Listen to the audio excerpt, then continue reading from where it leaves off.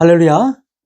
오늘 우리에게 주신 말씀, 구약성경 하박국 1장 5절에서 11절까지 말씀입니다. 구약성경 하박국 1장 5절에서 11절까지 말씀 제가 봉독하겠습니다. 여호와께서 이르시되 너희는 여러 나라를 보고 또 보고 놀라고 또 놀랄지어다. 너희의 생전에 내가 한 가지 일을 행할 것이라. 누가 너희에게 말할지라도 너희가 믿지 아니하리라. 보라, 내가 사납고 성급한 백성, 곧 땅이 넓은 곳으로 다니며 자기의 소유가 아닌 거처들을 점령하는 갈대아 사람을 일으켰나니 그들은 두렵고 무서우며 당당함과 위엄이 자기들에게서 나오며 그들의 군마는 표범보다 빠르고 저녁 이리보다 사나우며 그들의 마병은 먼 곳에서부터 빨리 달려오는 마병이라. 마치 먹이를 움키려 하는 독수리의 나름과 같으니라. 그들은 다 강포를 행하러 오는데 앞을 향하여 나아가며 사람을 사로잡아 모으기를 모래같이 많이 할 것이요, 왕들을 멸시하며 방백을 조소하며 모든 견고한 성품을 비웃고 흉벽을 쌓아 그것을 점령할 것이라. 그들은 자기들의 힘을 자기들의 신으로 삼는 자들이라. 이에 바람같이 급히 몰아 지나치게 행하여 범죄하리라. 아멘. 이제 2025년도도 약 보름밖에 남지 않는 오늘 12월 둘째 주를 보내고 있습니다. 지난 한 주도 이것은 엄청나게 추웠고 또 눈과 또 비가 내렸습니다. 겨울 초입인데 아마도 올 겨울은 그 이름값을 좀 하려고 하는 것 같습니다. 우리는 하박국의 오늘 두 번째 시간으로 하나님께서 하신 한 가지 일이라는 제목으로 말씀을 이어가고자 합니다. 지난 시간에는 하박국 선지자가 항의에 가까운 질문을 하나님께 퍼부었습니다. 어느 때까지이리까? 이에 하나님께서 그 질문에 대한 답변을 오늘 본문은 말씀하고 있다는 것입니다. 우리가 신앙생활을 중단하거나 혹은 교회 생활을 떠나고 싶은 마음이 들 때가 있다면 언제일까요? 아마도 기도했는데 아무런 응답이 없거나 또는 기도와는 다른 응답이 왔을 때일 것입니다. 우리는 종종 하나님께 내가 원하는 것을 기대하지만 하나님께서는 우리의 기대와는 상관없이 필요한 것을 주실 때가 있습니다. 그 과정 속에서 우리는 당황하고 때로는 실망할 수도 있다는 것입니다. 하박국이 바로 이런 상황이었다는 것입니다. 유다 안에서 악이 번성하고 의인은 고통을 받았습니다. 그때 하박국은 외쳤습니다. 언제까지입니까? 예, 오늘 본문은 하나님께서 응답하고 계시다는 것입니다. 5절부터 보겠습니다. 5절입니다. 여호와께서 이르시되 너희는 여러 나라를 보고 또 보고 놀라고 또 놀랄지어다. 너희의 생전에 내가 한 가지 일을 행할 것이라. 누가 너희에게 말할지라도 너희가 믿지 아니하리라. 여기서 여호와께서 이르시되는 원문에는 없는 말씀입니다. 다른 성경에는 여호와께서 가라사대라고 되어져 있습니다. 근데 이것은 원문에는 없습니다. 조금 더 부드럽게 표현할 때 그렇게 아마도 번역된 것 같습니다. 여러 나라가 나오죠. 여러 나라는 이방을 말합니다. 하나님께서는 유대를 향해 주변 국가들을 보고 놀라라고 말씀하십니다. 그리고 너희 생전에, 영어로는 in your days, 즉 너희의 날들에 한 가지 일을 행하시겠다고 하십니다. 우리는 여기서 유다가 무엇에 놀라야 하는지를 생각해 보기를 원합니다. 첫 번째는 주변 이방 국가들이나 이제 너희 유다나 도덕적인 상태는 이제 별반 차이가 없다는 것입니다.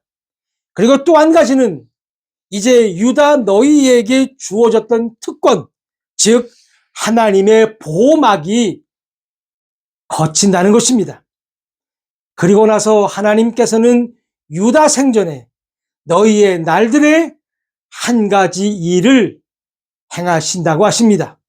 그 한 가지 일은 바로 바벨론을 통해서 유다를 침략하신다는 것입니다.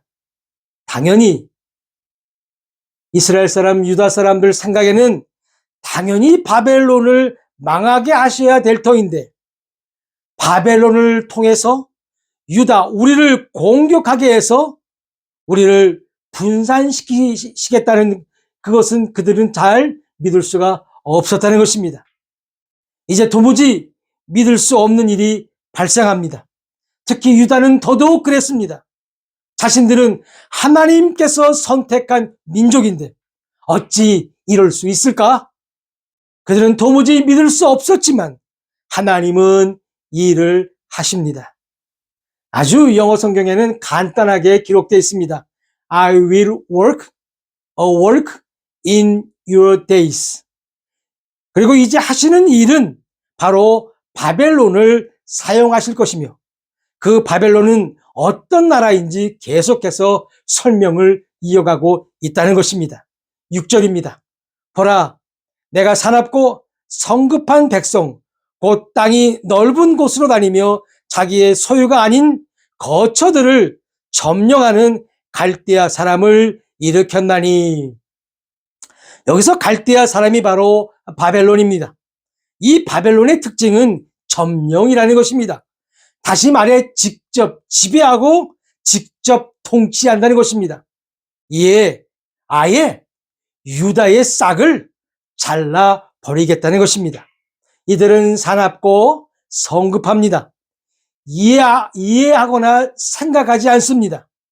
그저 닥치는 대로 자신들이 직접 뭐든지 다 한다는 것입니다. 계속해서 7절입니다. 그들은 두렵고 무서우며 당당함과 위험이 자기들에게서 나오며 그저 남의 나라를 침공해서 조공을 받는 정도가 아니라 바벨론은 그야말로 모든 면에서 문화, 종교, 언어 할 것 없이 유다를 완벽하게 지배했던 것입니다. 그럼 여기서 왜 하나님께서는 그런 바벨론을 사용하실까요? 여기서 하나님은 우리 인간의 생각과 언제나 다르다는 것을 먼저 깨닫기를 바랍니다. 우리 잠깐 이사야 55장 8절 9절 말씀 보고 오시겠습니다. 이는 내 생각이 너희의 생각과 다르며 내 길은 너희의 길과 다름이니라. 여호와의 말씀이니라.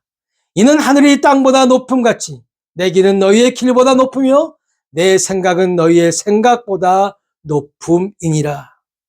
하나님께서 바벨론을 일으키신 것은 악의 세력을 풀어서 마음껏 하나님의 백성을 지배하고 탄압하게 만드신다는 뜻입니다. 왜요? 왜요? 하나님의 은혜가 얼마나 소중한지 깨우치기 위함이라는 것입니다.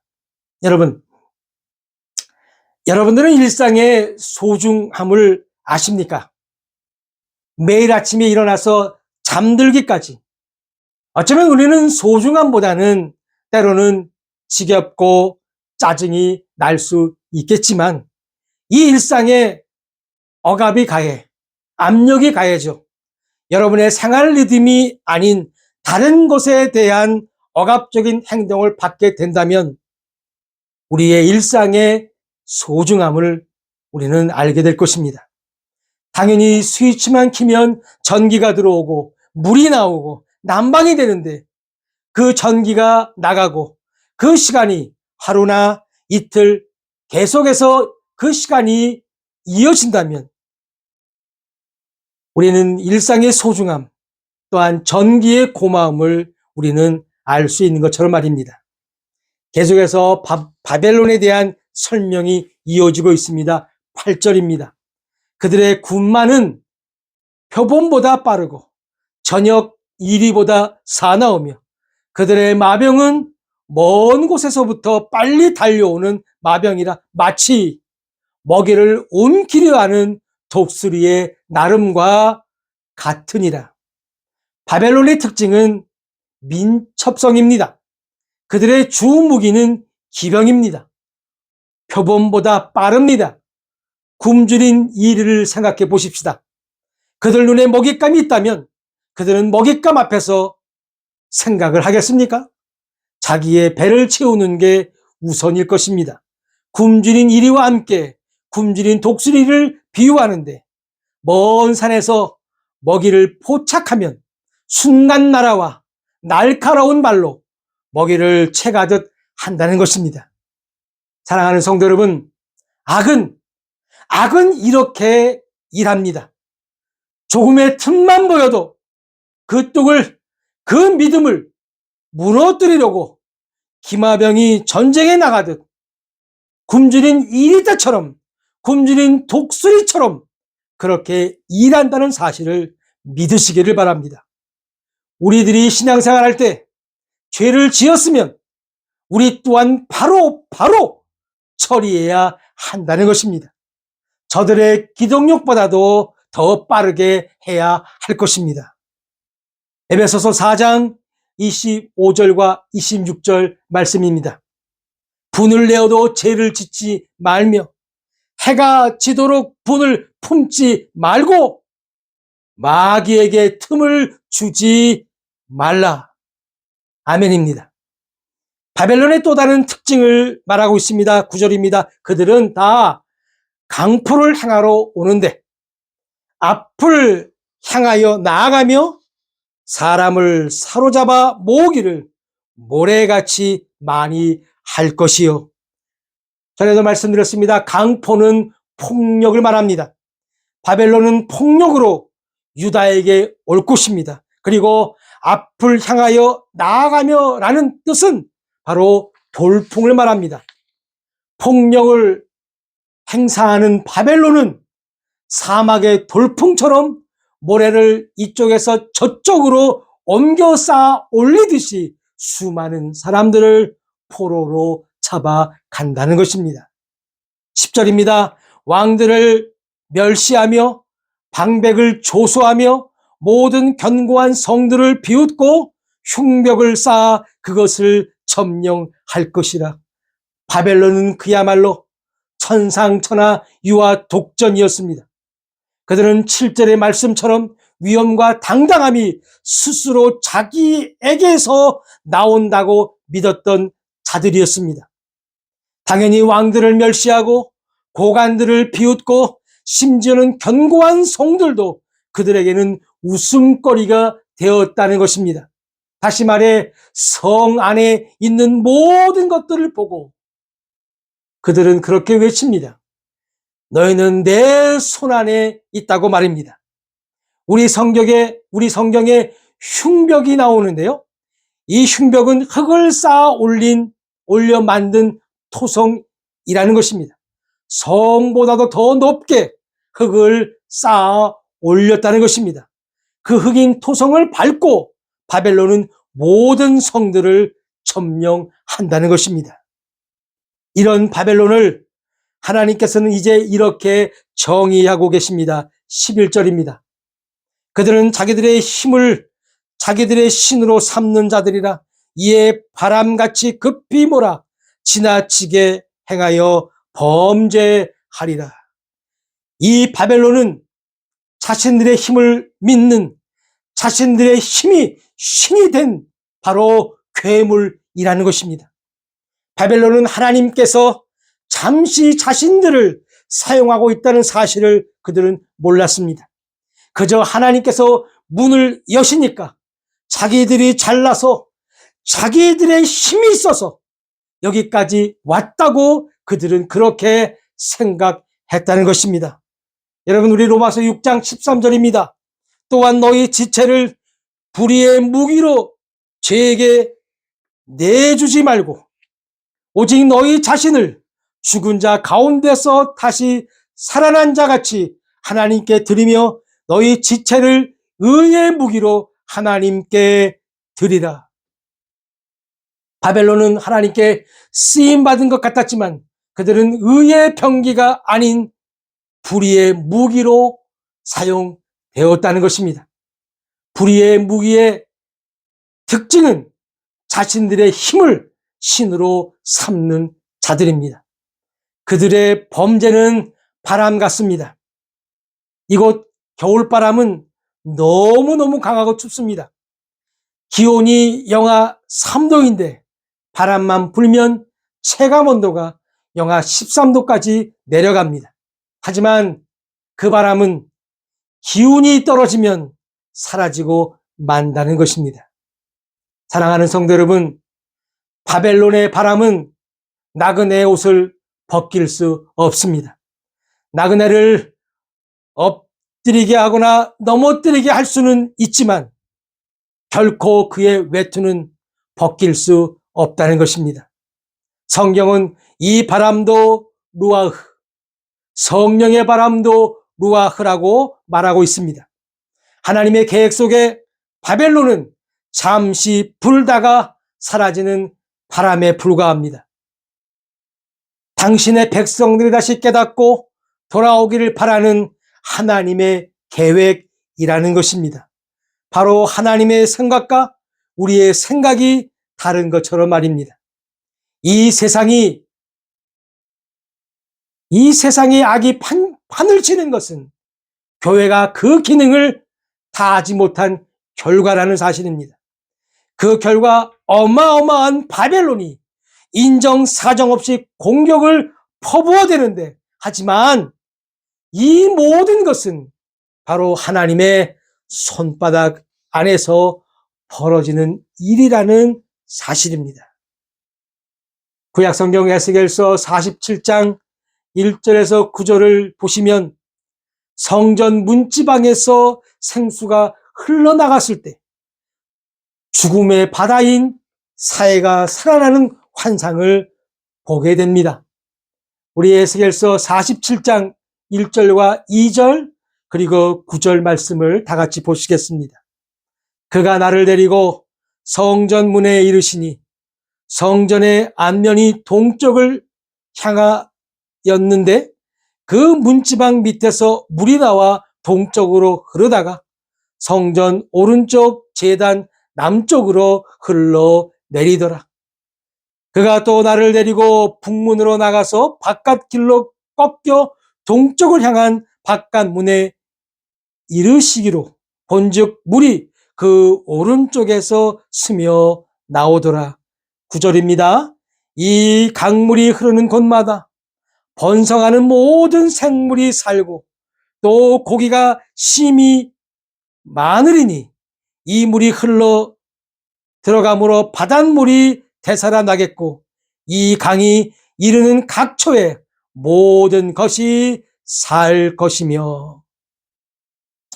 교회가 병들거나 기능이 정지되면 오늘 유다에게 허락하셨던 하나님의 덮개가 벗겨지듯 교회도 그렇게 된다는 것입니다. 그렇게 되면 우리가 살고 있는 사회는 진리의 빛을 볼 수 없어 무질서가 되고 미신과 무속이 만연하고 악이 판을 칠 것입니다. 지금 일어나고 있는 한국 사회를 냉정하게 들여다 보십시다. 과연 교회는 제 기능을 다하고 있는가? 과연 교회들은 의의 병기로 사용되고 있는가? 과연 교회에는 어떤 바람이 일어나고 있는가? 교회가 병들었다는 증거는 참으로 많습니다. 무속과 미신 그리고 스스로 자기의 힘, 자기의 재물을 신으로 받드는 바벨론들이 참으로 많다는 것입니다. 하지만 이러한 바벨론의 힘이나 재물 권력에 마음을 두지 맙시다. 그의 강포에 무서워하거나 두려워하지 맙시다. 그들의 바람에 날아갈까봐 떨지 맙시다. 하나님의 교회가 다시 바로 일어서기 위해 하나님께서 하시는 일이라는 사실을 믿고 나갑시다. 사람을 살리는 것은 바로 성령의 바람 르아흐입니다. 이 바람이 바벨론에게서 불면 처음에는 강해 보이겠지만 이 바람이 성령으로부터 불면 사람을 살리고 교회를 살린다는 것입니다. 하나님께서는 악을 사용하시지만 그 악은 반드시 심판하신다는 사실입니다. 악의 바람에 휩쓸리든지 성령의 바람에 휩쓸리든지 자기의 힘을 믿고 모래성을 쌓든지 성령의 능력으로 생명의 역사를 일으키든지 선택은 우리들의 몫이라는 사실입니다. 우리는 주님 오시는 그날까지 의의 병기로 성령의 바람을 타고 교회와 영혼들을 살리는 우리 모두가 되시기를 주의 이름으로 축원합니다. 성전 문지방에서 생수가 흘러나와 죽은 바다를 살리듯 이제 교회는 하나님의 말씀으로, 하나님의 은혜로, 하나님의 사랑으로 넘쳐 흘러야 할 것입니다. 그 흐르는 것들을 저 세상 사람들에게 나누어 줄 때 죽어있는 바다가 살아나듯 죽어있는 혼들이 살아날 것입니다. 다시 한번 이런 귀한 사역에 의의 병기로 쓰임받는 우리 모두가 다 되시기를 축원하면서 우리 다 같이 기도 드리시겠습니다.